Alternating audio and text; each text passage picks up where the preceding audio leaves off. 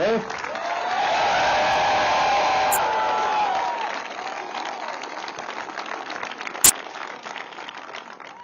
All right, welcome to Starbase. So it's been almost 2 years since our last update, and a lot has happened since then. By the way, I'm getting like a strange audio feedback. I don't know if, do I sound okay to you guys? Okay, great. So it's been 2 years since we had our first Mark I rocket, and a lot has happened since then. We're going to go through the progress, but I'm just incredibly proud of the SpaceX team and all the support that we received from Cameron County, from Brownsville, from South Padre. I know some of you in the audience, so thank you very much for your support.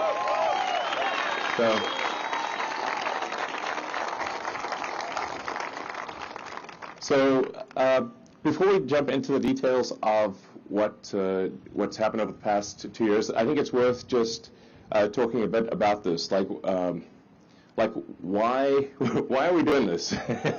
You know, this, I mean, pretty epic, but what's the sort of deep meaning behind this? Like, why build a giant reusable rocket? Why make life multiplanetary?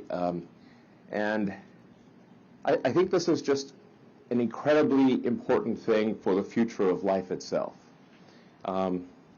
So, and there's both a, I call it the sort of the defensive reason or the life insurance reason.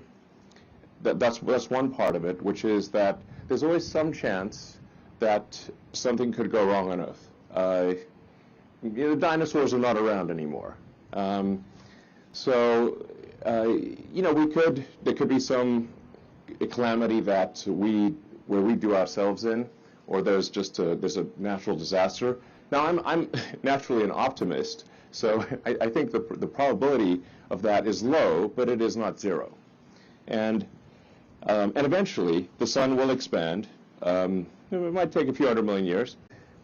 The creatures that we love can't build spaceships, but we can, and we can bring them with us. And I think that's pretty important, you know, for those that care about the environment and care about all the creatures on Earth.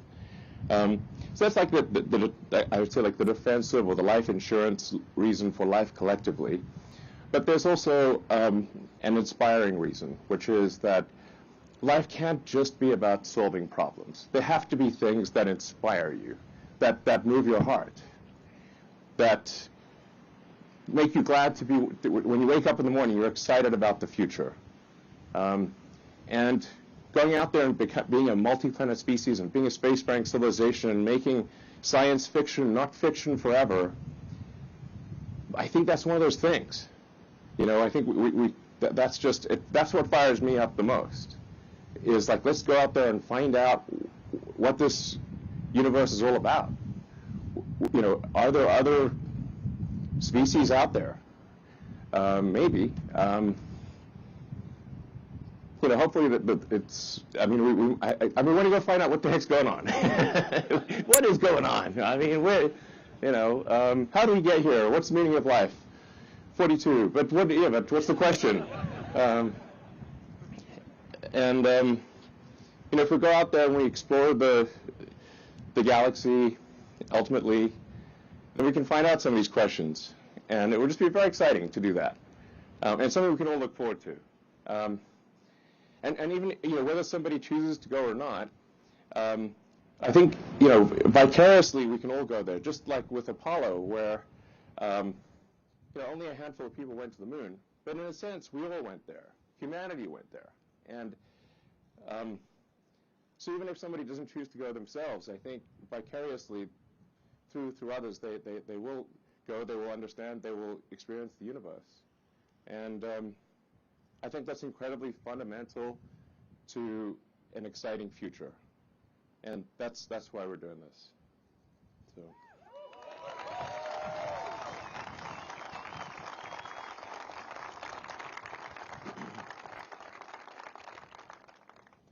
And yeah. Now, one of the rebuttals we'll sometimes hear is, like, sure, but what about all the problems on Earth? And I completely agree that the vast majority of resources should be dedicated to solving problems on Earth. Absolutely. I'd say like more than 99% of our resources should be oriented towards solving problems on Earth.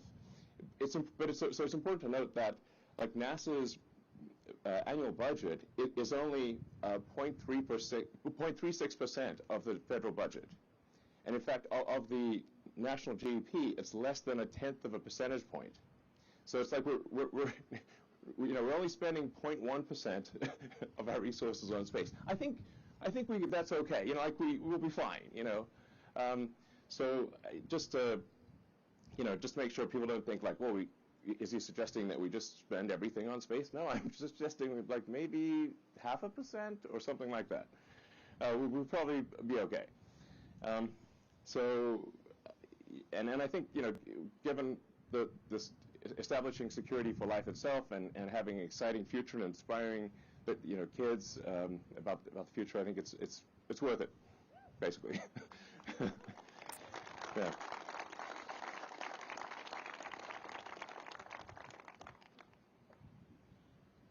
So, well, how do we do this? How do we make life multiplanetary? What's the first step? And the essential technology, the holy grail breakthrough that's needed, is a rapid and completely reusable rocket system. So this has never been accomplished before. And a lot of people, for the longest time, thought this was not possible. Now, with Falcon 9, we've been able to show that you can have reuse of a boost stage and reuse of the fairing. So with Falcon 9, we've demonstrated a lot of reuse of the boost stage and of the fairing. We've have over 100 reflights of the fairing over of the booster, and I'm not sure of the fairing number, but it's a lot. And that's a big step in the right direction. With Starship, we're aiming for full and rapid reusability. So, we obviously need to accomplish that. That's not done yet, but the success is one of the possible outcomes, which I always think is when embarking on an endeavor, success should be at least one of the possible outcomes. And for this design, that is the case. And we're aiming for rapid reusability, which is why the booster is going to take off and then fly back to the launch tower and aspirationally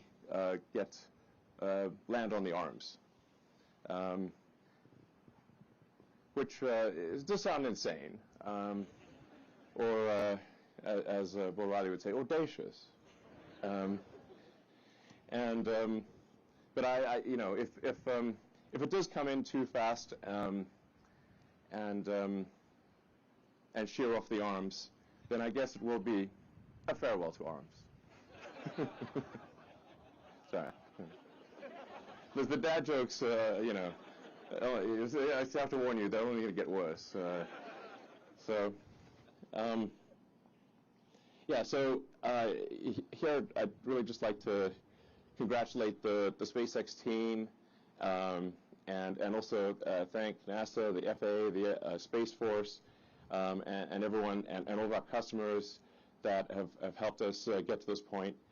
It's insanely hard to get a rocket to orbit. Insanely difficult. I have huge respect for anyone who's gotten a rocket to orbit. It's so hard. And we've had 144 successful launches, 106 landings. Actually, these days I have to look on the internet, say, how many landings have we had? I have to ask the internet. 83 flight-proven launches. Although I have to say, I still have like launch PTSD every time the rocket takes off. I'm like,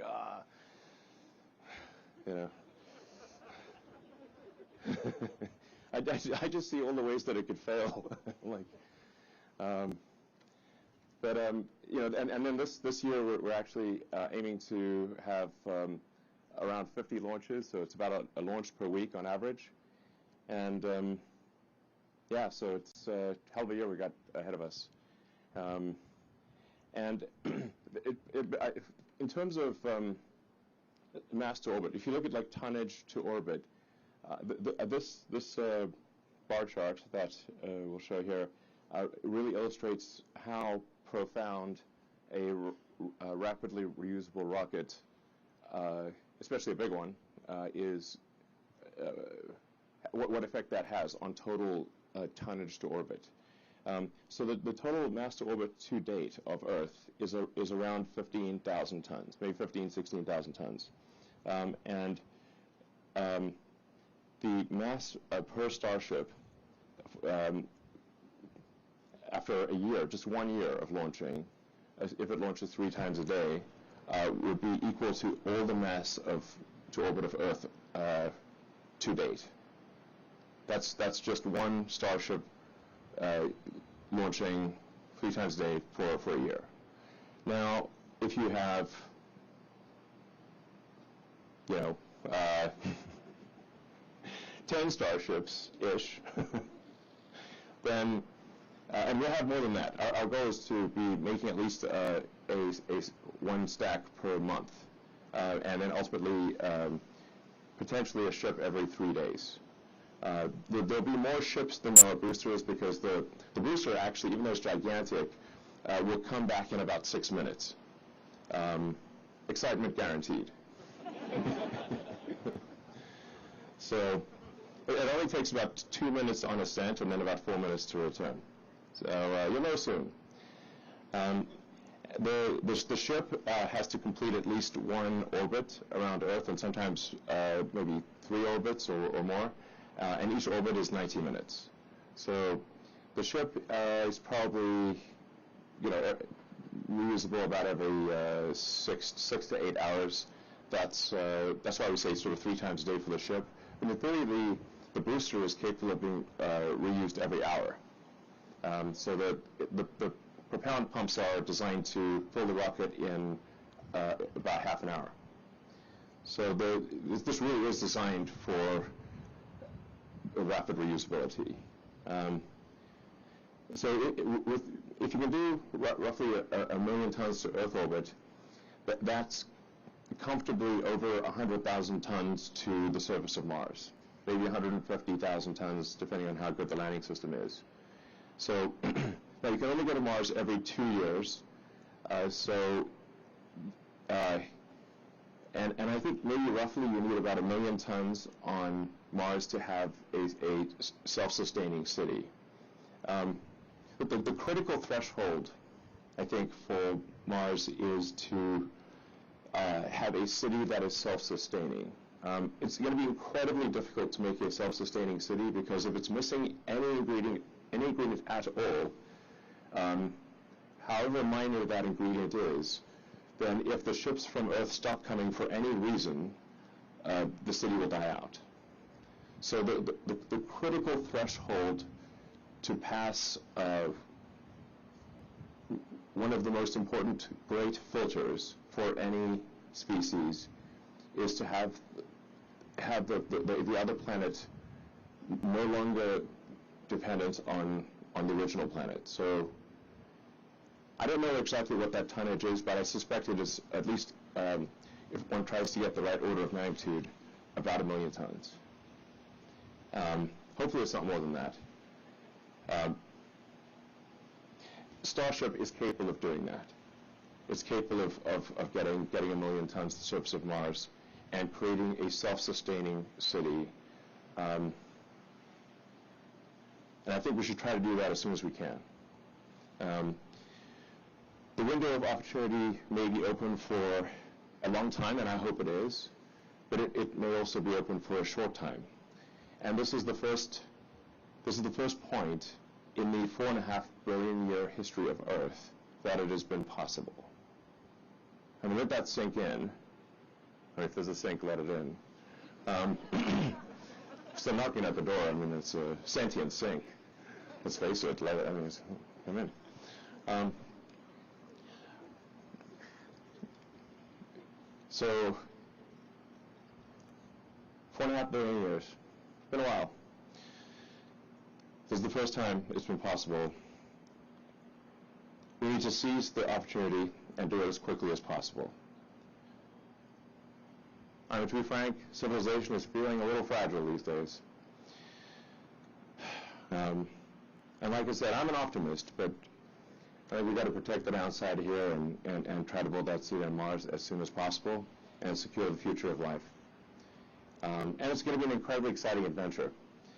Now,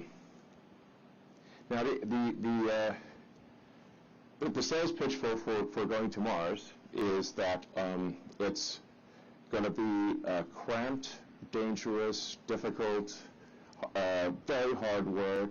You might die, and that's the sales pitch.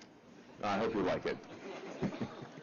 So far from being some sort of escape hatch, it will be extremely difficult and dangerous and tough. Mars is a fixer-upper of a planet, and so it's going to take some work to make it easy to live there. But one day we could make Mars a planet like Earth, and I think we should. So just some facts about Starship, and these numbers will evolve over time. So the height of the ship is about 50 meters, 164 feet. The 9 meter, 30-foot diameter. Well, you can just see it basically. It's got about 1,200 tons of propellant on the ship, and thrust is about 1,500 tons. Now these numbers will probably add more propellant over time, increase thrust. Diameter will stay the same. It's a huge pain to change diameter. So that'll tend to stay the same, but it'll probably get a little bit longer. And we're expecting a payload capacity of 100 to 150 tons, depending on which orbit. So to a Starlink orbit, roughly 100 tons. Over time, I think we can probably get the orbit for orbital refilling, the payload to an orbit for orbital refilling to about 200 tons, which is going to be very important for getting to Mars. So for getting to Mars, you also need the orbital refilling. Just like you have aerial refueling, the rockets will need orbital refilling. It's actually mostly oxygen. There's 3.5 tons of oxygen for every 1 ton of fuel. So that's why it's refilling, not refueling. So, heat shield. So this is the world's largest heat shield. And this is, we actually make this at a little factory in Florida near Cape Canaveral. We call it the bakery. And we're actually using a lot of techniques that are used for roofing tiles. So we need to have a heat shield that is capable of resisting extreme heat, but also is not crazy expensive. And our heat shield team has done amazing work in creating the world's largest heat shield, and one that is reusable, but also robust and low cost. So it's not a crazy money heat shield. And yeah, need good heat shield technology for entering from orbit. Orbital refilling. We were going to do an animation of this, but it looked a bit wrong.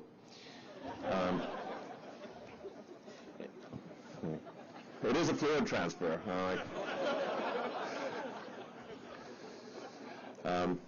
So, yeah, playable Barry White, you know. So that's one of the technologies that is necessary for getting to Mars. So the ship would get to orbit with its payload, and then in orbit we would refill the tanks so it would have enough propellant to get to Mars. Mars is far. So now this is essentially docking in orbit, and with Dragon docking with the space station, this is a technology that that SpaceX has become quite good at. We've done, I think at this point, a couple dozen dockings with the space station, and it's actually way harder to dock with the space station than to dock with yourself. So this is, it is a thing we need to solve for Starship, but I'm confident that we can do this because we've done a lot of orbital docking already with Dragon. But this is going to be an important thing to demonstrate. It won't be necessary in the near term for Starlink launches, but it will be necessary for Mars and the Moon.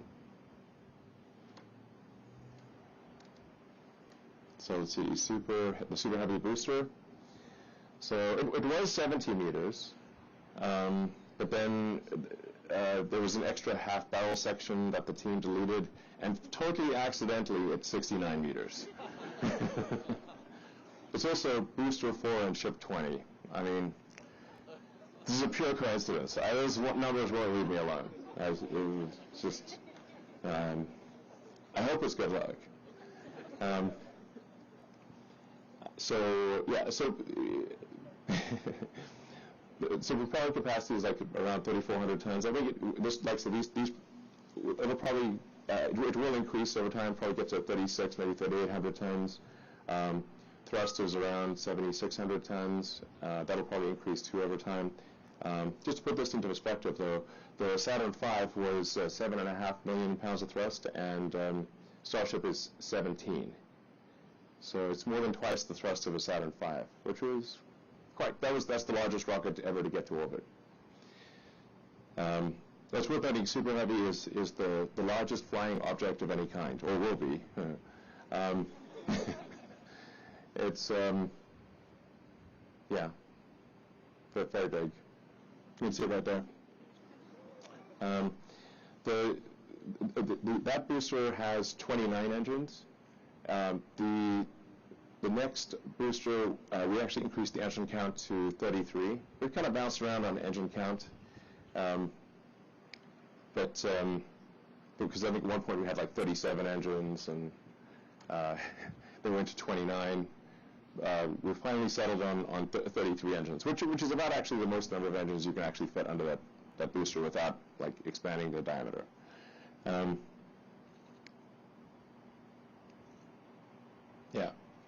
And then this tower, this tower from design to construction was 13 months. So it's quite an epic structure. It's really worth emphasizing that the whole launch system, which is basically stage 0, is I'd say as complex and difficult as either the booster or the ship. So I really want to emphasize that this is it's a very difficult thing that requires a lot of hardcore engineering, and it's really, like I said, the tower and the launch system, which I call stage 0, is just as important as stage 1 and stage 2. I mean, this is really some wild stuff here. In fact, I mean, hard to believe it's real, except, you know, it's right there. So, yeah. And then Raptor development, Raptor 1 was 185 tons of thrust. Raptor 2 is 230 tons of thrust, and I think over time we can get that to probably 250 tons. So that's, and it's also significantly simplified. So you can see the difference between V1 and V2. The V2 is, V1 looks like kind of like a Christmas tree spaghetti pile. A lot of fiddly bits. And V2 is greatly simplified while also increasing thrust at the same time. So it actually, Raptor 2 costs about half as much as Raptor 1, despite having much more thrust, and I think just generally being a much easier engine to build and a more robust engine. So very excited about Raptor version 2, and it's only going to get better from here.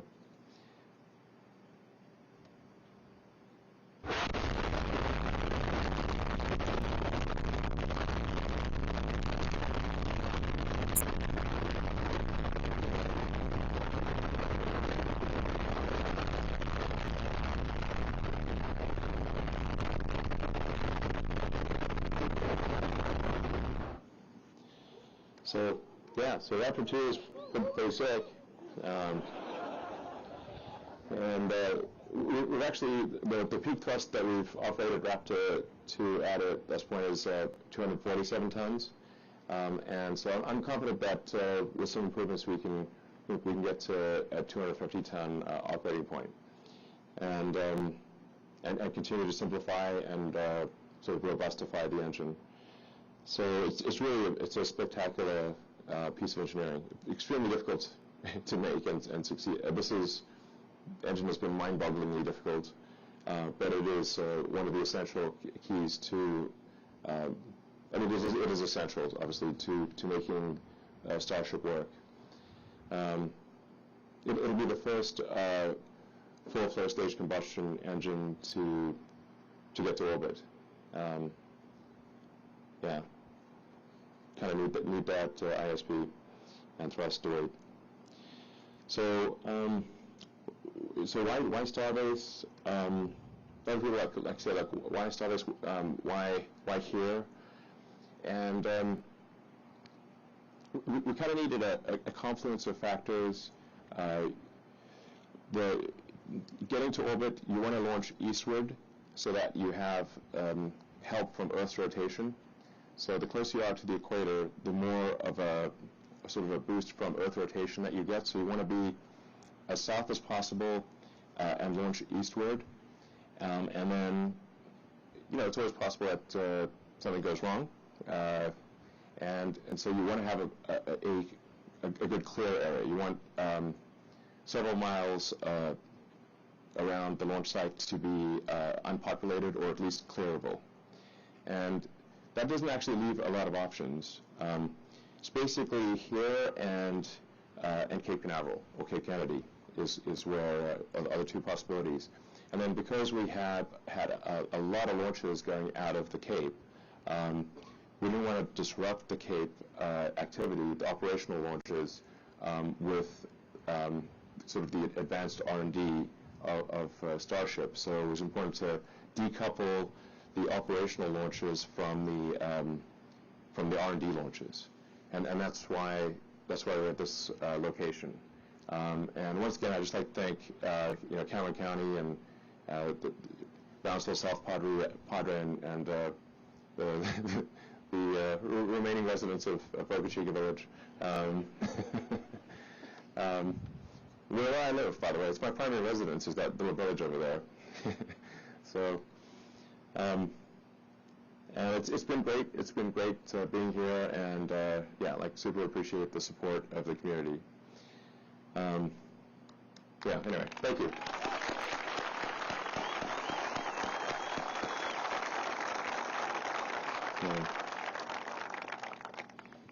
So we've got a video to show what we hope will happen with launch. I'll play it now.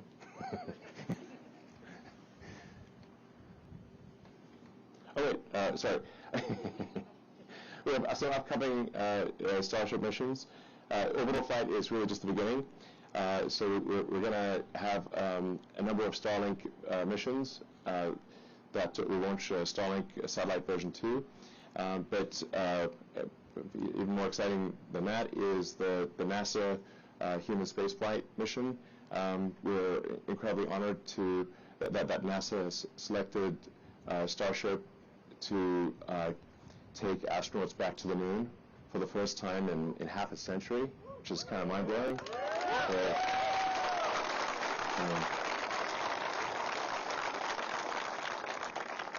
I'd just like to say, SpaceX is just deeply honored and appreciative that NASA would choose us for this incredibly important mission, and we'll get it done.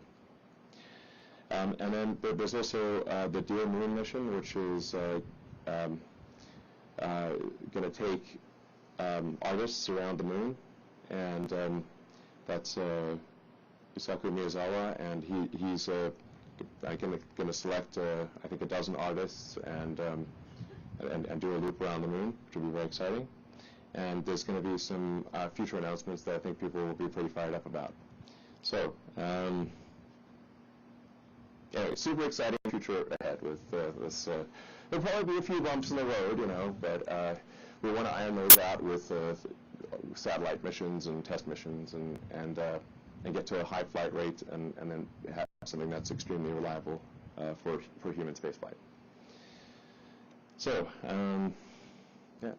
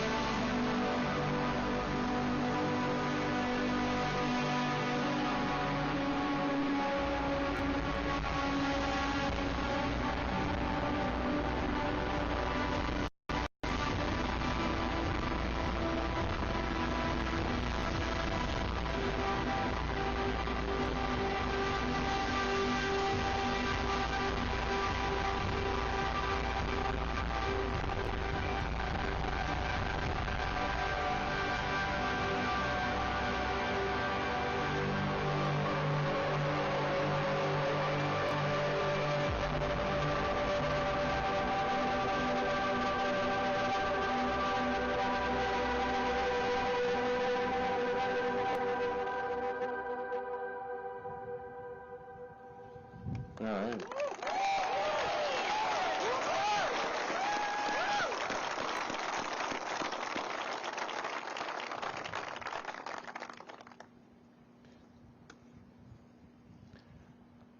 Let's make this real. Any questions?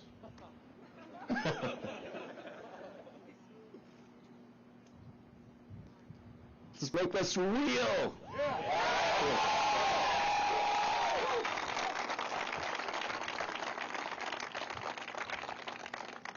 Far away. Anyone? I can't see you, so you probably just have to yell it out or something. Yes, there's 6 Raptors on Starship, currently 3 with the vacuum nozzle, 3 sea level. Sorry? Check. And I think, if I would say, like, we'll probably end up adding another 3 vacuum engines. They kind of, fill in the gaps and stretch the ship. I think is going to make a lot of sense. Yeah, I have to yell, unfortunately, because we are building a launch site, a Starship launch tower at 39A at Cape Kennedy, and we're also building a Starship production facility at the Cape. So we'll have production facility and launch site here, and a production facility and launch site at the Cape as well. It's important to have redundancy. So, it's Irene Klotz with Aviation Week over here. I've got lights in my eyes, so unfortunately I can't see. Okay. Well, I'm blinded. So I can hear where the speaker's coming from. Okay. But, you should. I believe you're expecting to hear in a couple weeks about the possible finding of no significant impact from the FAA.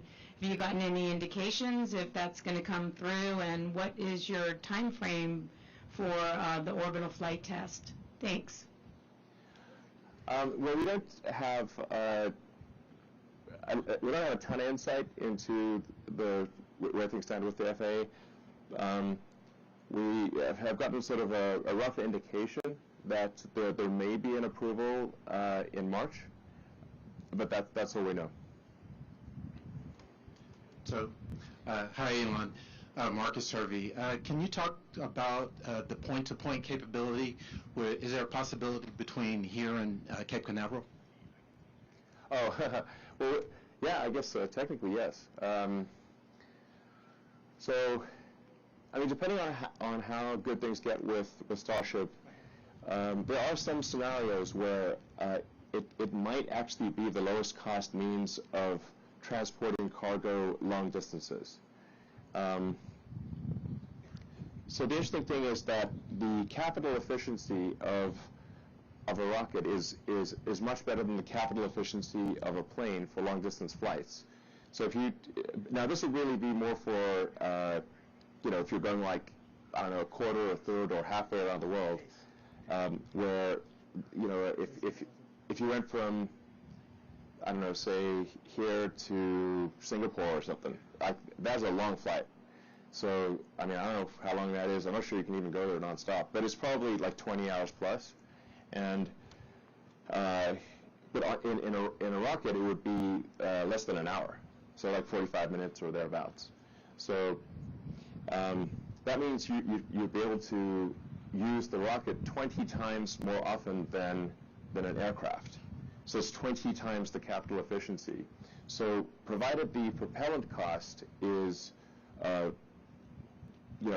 competitive with aircraft, and bear in mind, like I was saying, there's 3.5 tons of liquid oxygen for every 1 ton of fuel. And liquid oxygen is basically just the cost of electricity, because it's in the air, basically. There is a scenario where it's economically compelling to do long-distance cargo and people transport with Starship. That'd be very cool, and I think that'd be great for getting a high flight rate and a business case for supporting a lot of Starships operating. And basically, nothing's faster than an ICBM. We got a question right here, Elon, right in the middle, right here. Right, hands up in the middle. I mean, I literally have lights in my eyes, and it's pitch dark in front of me. It's fine. Hi, Michael Sheets with CNBC. You opened this presentation by addressing a little bit of the criticism that's been aimed at space travel being seen as maybe a pet project or not really valuable to folks who have problems here on Earth. I was wondering if you could get a little more into the specifics on comparing not just the U.S. government spending that's happening on space travel versus other things, but maybe in terms of SpaceX itself, how you and private investment on a dollar value compares to the taxpayer-funded projects or contracts that SpaceX has won over the years. Well, I think objectively, the cost efficiency of SpaceX is the best in history, I think, for any rocket development. And we are talking about a rocket that's more than twice the mass and thrust of a Saturn V, and also designed to be fully reusable, which is obviously also much better from an environmental standpoint to have a fully reusable rocket, for a development cost that is, I don't know, between 5 and 10% of Saturn V. So that's pretty good. Because we need to make it work, so it's not worked yet, but it will work. Might be a few bumps along the road, but it'll work. I feel at this point, highly confident that we'll get to orbit this year. That's, we're making a lot of rockets, making a lot of engines. We're close to achieving a Raptor 2 every day production rate. So 7 a week, which is tough for a complex engine. And I think by the end of this year, we'll be able to produce a ship and a booster per month. So this is I don't know, at least an order of magnitude, maybe 2 orders of magnitude more efficient than anything in the past.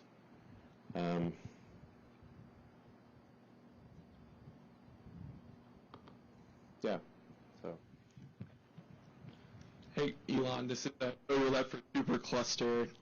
Just wondering, what does SpaceX's plan and timeline look like if the FAA ultimately decides to do a deeper environmental review of Starbase? And then one other thing, you might be able to give us an updated figure on what it costs to Starship and what it would cost a customer to buy a flight on one. Thanks. Yeah, I mean, I am optimistic that we will get approval. I think objectively, I think this is not something that will be harmful to the environment. We've obviously flown the ship several times and done multiple landings and takeoff landings, and we've fired the engines a lot. So I think the reality is that it would not have a significant impact. Now, of course, that doesn't mean things don't get delayed from a regulatory standpoint. And we are in a litigious society, and so there's always sort of lawsuits from someone, lawsuit city. Now we do have the alternative of the Cape, and we actually applied for environmental approval for launch from the Cape a few years ago and received it. So we actually are approved from an environmental standpoint to launch from 39A. So I guess our worst case scenario is that we would, I don't know, be delayed for 6 to 8 months to build up the Cape launch tower and launch from there. From a cost standpoint, the costs will improve significantly over time. So because it'll take us a moment to achieve full reusability and full rapid reusability, we'll probably lose a few vehicles along the way. With Falcon 9, I think it took us 14 or 15 attempts to successfully land the first booster. I don't think it'll take us that many with Starship because we have that experience, but it's certainly not a sure thing that it'll work the first time.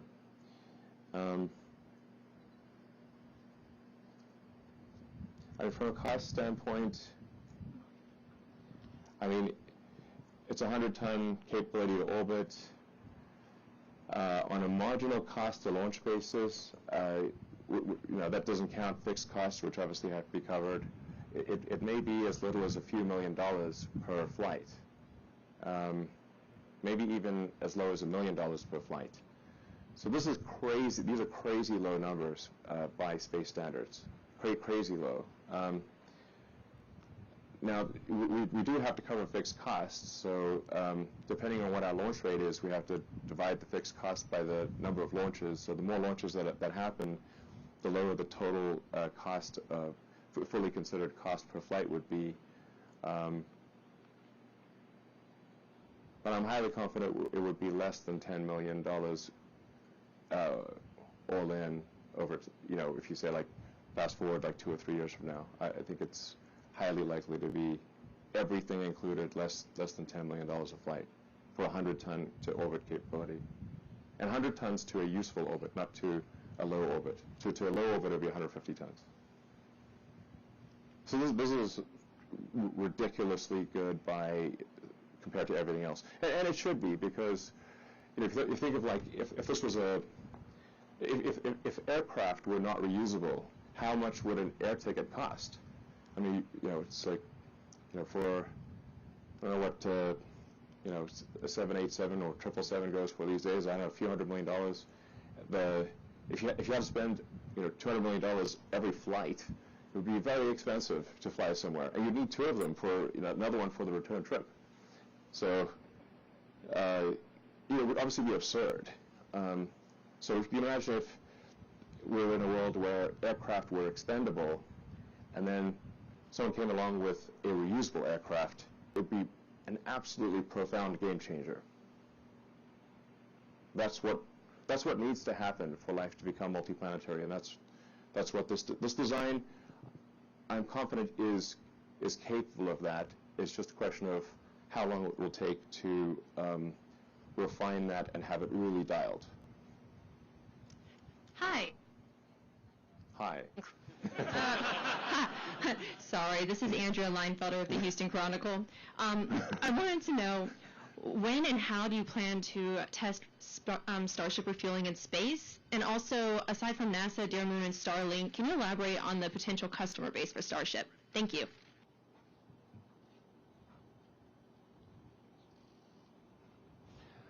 I apologize. Actually, I zoned out for a second. I was just thinking about something. Could you say that question again? Sorry. When and we have some mic issues. Okay. When and how do you plan to test Starship refueling in space? Yeah. And aside from NASA, Dear Moon, and Starlink, can you elaborate on potential customers for Starship? Thank you. I think orbital refilling, and I want to emphasize it is refilling, not refueling, because it's 3.5 times as much oxygen than fuel. So we mostly are carrying oxygen up there. I optimistically, towards the end of next year, I think I'd be surprised if it's longer than 2 years for doing the refilling. And there are a lot of additional customers that will want to use Starship. I don't want to steal their thunder. They're going to make their announcements, and but I think this will get a lot of use, a lot of attention. It's like I said, once we make this work, it's an utterly profound breakthrough in access to orbit. And when you have an utterly profound breakthrough, the use cases will be hard to imagine. I mean, when aircraft first came along, aircraft were viewed as toys, like they were like a novelty, not a means of transport. They were like, oh look, we can fly like a bird briefly and dangerously for a few minutes. Nobody at the time, or at least I think very few people at the time, thought that there would be a global aircraft industry with airports throughout the world carrying people to every part of Earth in ridiculously short periods of time. You know, when the Wright brothers first took off, I mean, most people were just riding horses. So you're like, oh, you know, it's like riding a horse, see this crazy device, looks like witchcraft. And they would not have imagined that there would be aircraft flying, you know, tens of thousands of aircraft flying to every corner of the world. So I think we made this really could be an extremely profound situation, and we really can't even imagine all the use cases at this point. So. Hi, Elon. This is Steve Clark with the Brownsville Herald. Thank you for the presentation. You're welcome. So if the FAA does come back and say we need an EIS, does Starbase bounce back from that at some point? Yeah, I mean, it would obviously set us back for quite some time because an EIS takes a lot longer than an EA. So we would have to shift our priorities to Cape Kennedy. Okay, and long term, what do you envision for Starbase? Like a spaceport with flights coming and going and Starship manufacturing, or what is the future role of Starbase? The future role of Starbase, I think, it's well suited to be kind of like our advanced R&D location. So it's like where we would try out new designs and new versions of the rocket, and then I think probably Cape Kennedy would be our sort of main operational launch site, and then I don't know, over time I think there's going to be, we'll have floating spaceports like ocean spaceports. We got these 2 converted oil rigs that are going to be turned into orbital launch sites, and they can be moved around the world. So, you know, that I think there could be quite a few of those. You know, I think about like, if I think about like what would really work for long distance travel, because the rocket is quite loud. You want to be, you know, I don't know, 20 miles away from a major city or 30 miles away from a major city, just so you don't, you know, not disturbing people too much. So I think probably most of the launch sites long term will be kind of ocean or sea spaceports.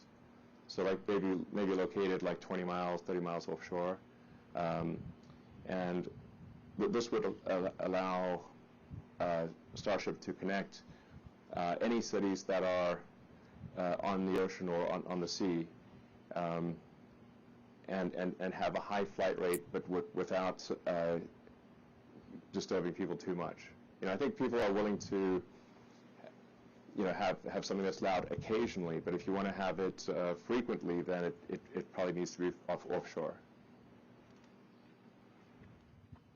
Hello, Elon. I'm Cam Gerlach with the SpaceX Reddit community. So you've talked a lot about how Raptor 2 is crucially important for Starship development and for the future of Starship. So I'm curious, what general improvements have you made with Raptor 2 to ensure it's not only more efficient and more powerful, but also much easier to produce and less expensive as well and faster? And how do you plan to continue to iterate further on the design in the future? So, Raptor 2 is an almost complete redesign relative to Raptor 1. So basically everything from the turbo machinery to the chamber nozzle, the electronics, basically everything's been redesigned. You can see the difference over there, the Raptor 1 versus Raptor 2. You know, a lot of the changes were deleting things. We deleted a lot, consolidated a lot. rotating machinery, especially the inducers of the turbopumps, are a lot more robust. We converted a bunch of flanges to welds, and we actually over time will convert even more flanges to welds. I hate flanges, especially if you've got high pressure and a cryogenic fluid or super hot gas. Flanges and seals are a nightmare, and so we've got parts of that engine that are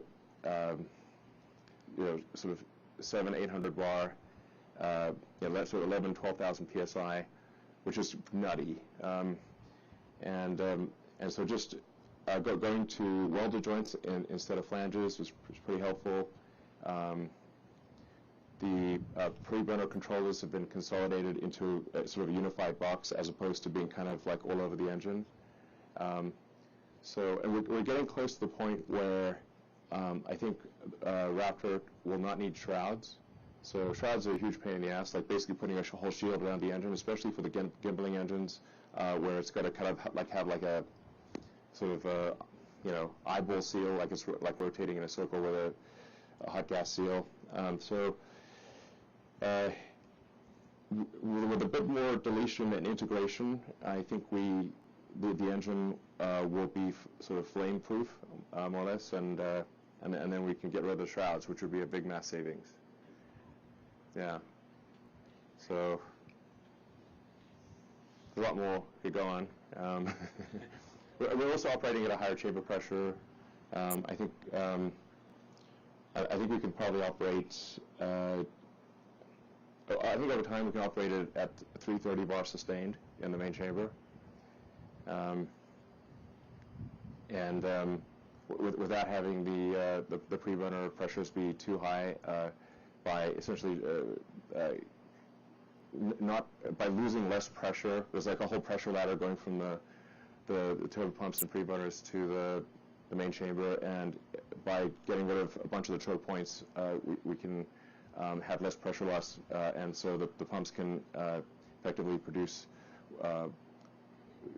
more pressure in the main chamber due to less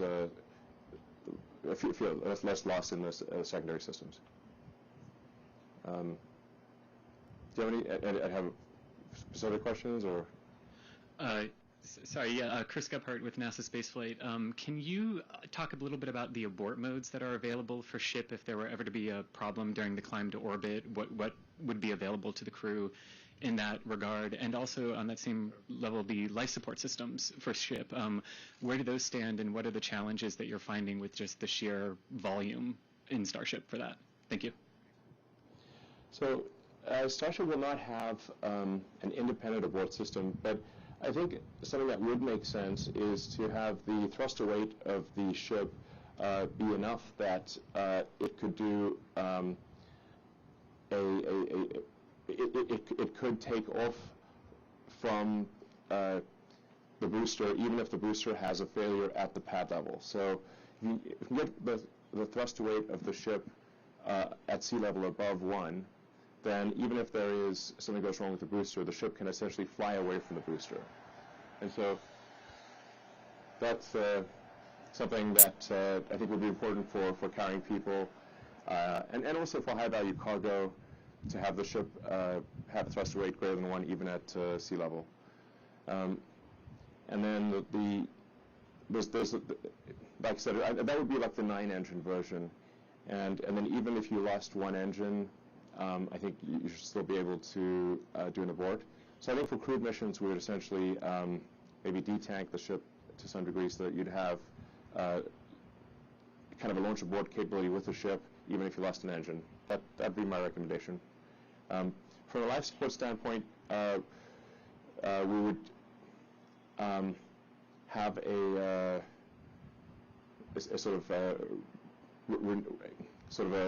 renewable, like for long, we could scale up the life support system in Dragon. That would certainly be an option, and that would work for missions that are, say, a week or 2 weeks. That would be fine. For missions to Mars, you'd want a life support system that is renewable. It's essentially recycling everything in a closed loop system with close to zero loss to mass.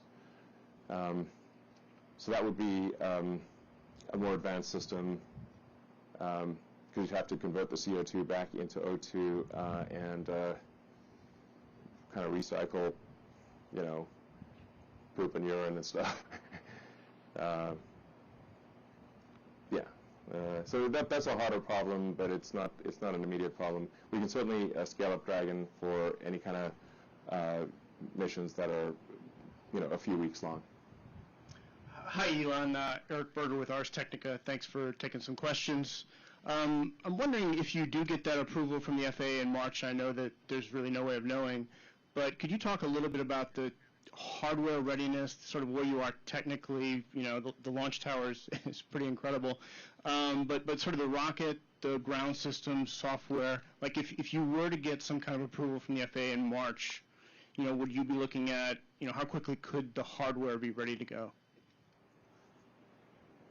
Yeah, I think we're close to having the hardware ready to go. So right now, I think we're tracking to have the regulatory approval and hardware readiness around the same time. So Phobos and Deimos thus far have been a relatively low priority. We needed to make the launch site here work. This has been quite a difficult endeavor. So we deprioritized the Phobos and Deimos, and just last month we started to we were going to take one of them and build at least a catch tower on it. So and ultimately we will, ultimately meaning later this year, build a full launch capability on one of the platforms. So I think hopefully by the end of this year we will have a launch capability at Cape Kennedy at 39A and on one of the ocean platforms as well. Hi, Ellen. This is Adam Cardona with CBS 4 and NBC 23 here in the Rio Grande Valley. This is more of a community-based question. This past week, several BISD students, community leaders, and community members got together to ask you a question and to show their gratitude. Not sure if you got that message yet, but they were saying thank you, Elon, and they wanted to know if you would be able to attend their Charros Days festivities here in Brownsville. So on behalf of them, will you be attending Charros Days? It sounds like fun, so when is it? I believe it starts on the 19th to the 25th. So you have several days to attend Sombrero Festival, Charros Days parades, enjoy some great food. Will we see you there? I will be there. All right.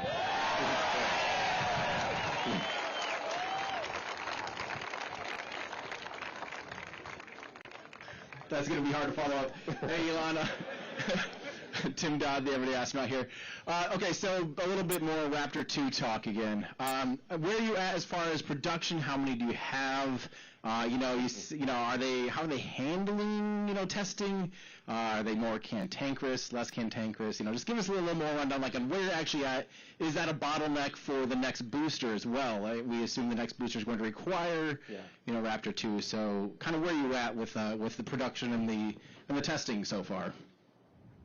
Well, right now, of any technical problem, I'm spending the most time personally on Raptor 2. Really, the two things that occupy the most number of mental cycles are Raptor 2 and Tesla Full Self-Driving. The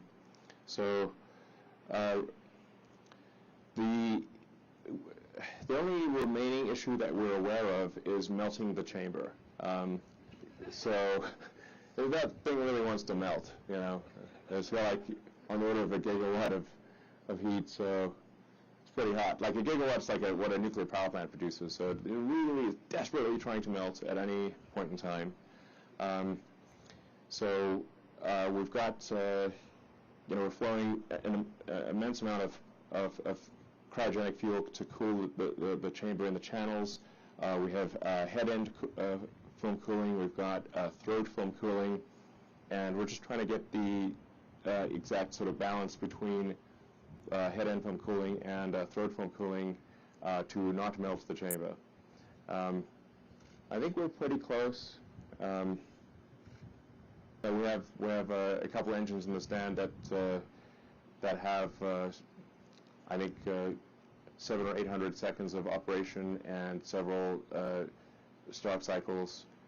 So it's looking positive, but that's the remaining issue is melting the chamber. But in the meantime, we're scaling up oil production to get to 1 a day or better. So apart from melted chambers, we're doing well. We've got a lot of pumps, a lot of electronics, a lot of pre-burner controllers. So just not melting the chamber, which is very difficult, is the kind of the last remaining challenge. But I think we're very close to solving that. And then the production system has a lot of momentum. Like I said, we're really like next week we'll probably make at least 5 or 6 Raptor 2s, for example. And I think we'll be at a 7 a week or better by next month. Those are crazy. These are crazy numbers for rocket engines, by the way. Yeah. Hi, Elon. Robert Perlman with Space.com and Collect Space. You mentioned the NASA contract for the human landing system. At one point, do you envision splintering off development of Starship for HLS, or how are you going to balance the timelines of rapid reusability versus NASA's own schedule of when they're ready to go to the moon? I don't think there's really a conflict there. We're going to be making a lot of ships, a lot of boosters, obviously a lot of engines. Yeah, it's kind of interesting. Like with the booster with 33 engines and the ship with 9 engines is 42. There we go again. And that was a total coincidence. So adding legs to land on the moon, we do not think is like that can be done pretty quickly. So I don't really see any conflict between the achieving rapid reusability and getting to the moon. A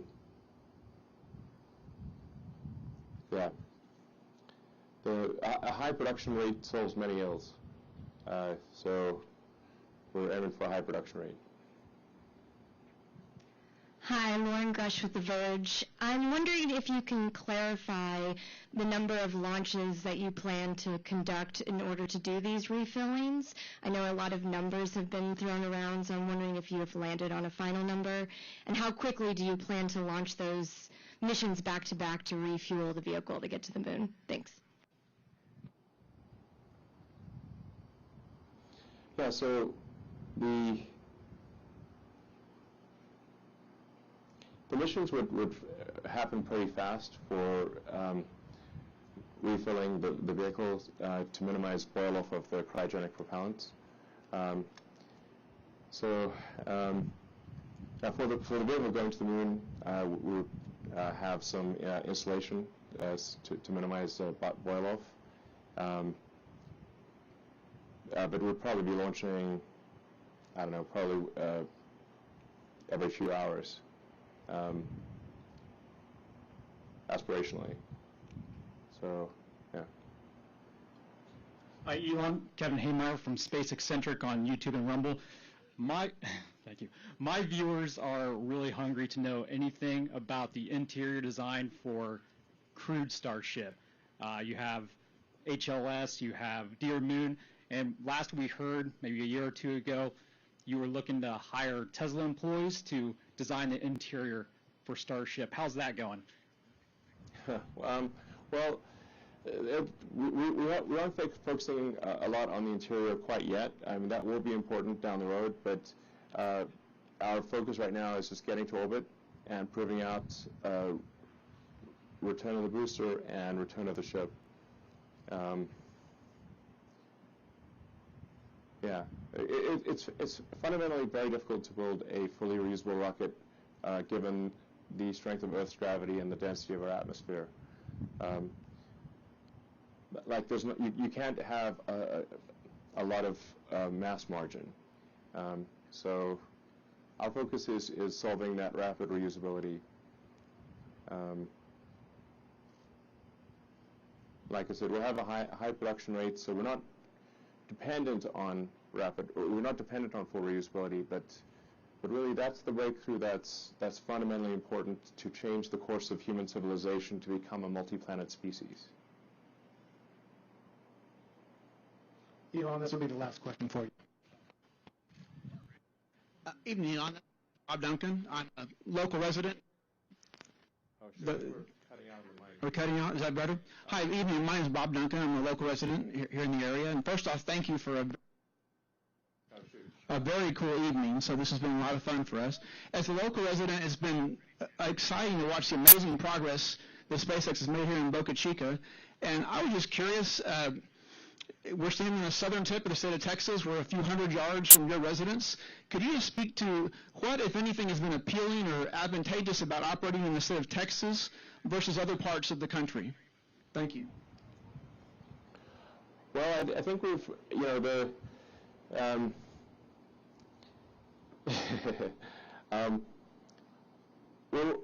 had a lot of support from the community, and something that just happens over time with societies is that kind of rules and regulations build up, and they build up, more in some places than others, and they didn't, I think Texas has the right amount of rules and regulations. Yeah.